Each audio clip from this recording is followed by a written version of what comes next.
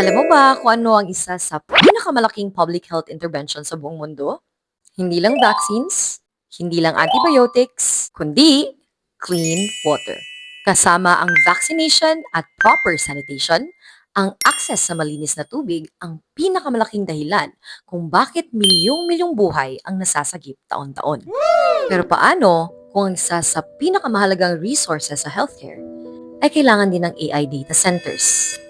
Hi bros and sis, this is your pharmacist. Kung narinig mo na ang Paxilica, baka magtaka ka kung bakit marami ang nag-uusap tungkol dito. Actually, kulang pa nga eh. Dapat, mas marami pa ang bumoses tungkol dito. Ano nga ba ang Paxilica? Ang Paxilica sa madaling usapan ay isang international initiative na naglalayong palakasin ang AI at semiconductor development at kabilang ang Pilipinas sa usaping ito. At bilang pharmacist, gusto ko lang linawin na hindi ako kontra sa AI kasi naniniwala akong malaki ang maitutulong nito sa medicine, research at healthcare. Pero bawat bagong teknolohiya ay may kakibat na resources na kailangan. Habang lumalakas ang AI, dumadami din ang AI data centers. At dahil napakainit ng mga processors nila, kailangan itong palamigin 24/7. Sa maraming AI data centers, fresh water o highly treated water ang ginagamit nila sa kanilang mga cooling systems. So bakit hindi na lang tubig dagat? Kasi ang asin at minerals sa seawater ay maaring makasira sa mga equipment.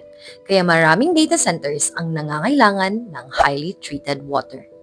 Ayon sa United Nations, pag sumapit ang 2030, ang mga AI data centers ay maaaring gumamit ng mahigit sa 9.3 trillion liters of water kada taon. Para magkaroon tayo ng perspective, kung i-compute gamit ang daily average water consumption ng isang Pilipino, ito ay katumbas ng taunang water consumption ng mahigit sa 212 million Filipinos.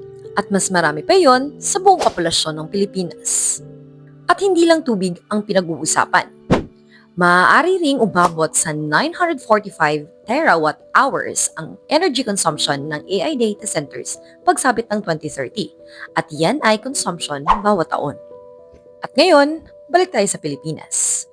Hindi naman sikreto ng isa sa mga hamon natin ay ang water at energy security.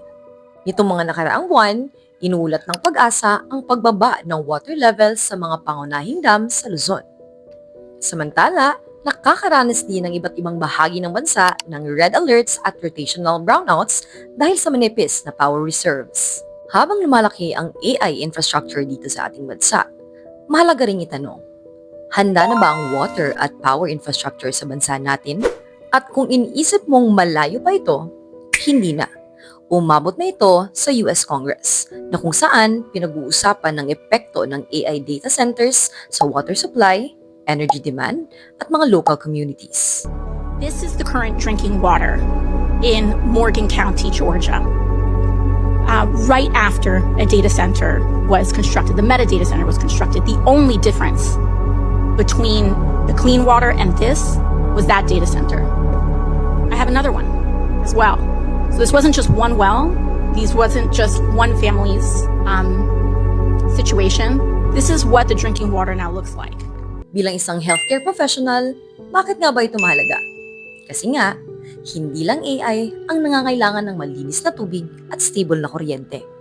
Umaasa din dito ang mga ospital, dialysis centers, laboratories, vaccine storage, medical equipment, at maging ang paggawa ng ilang gamot.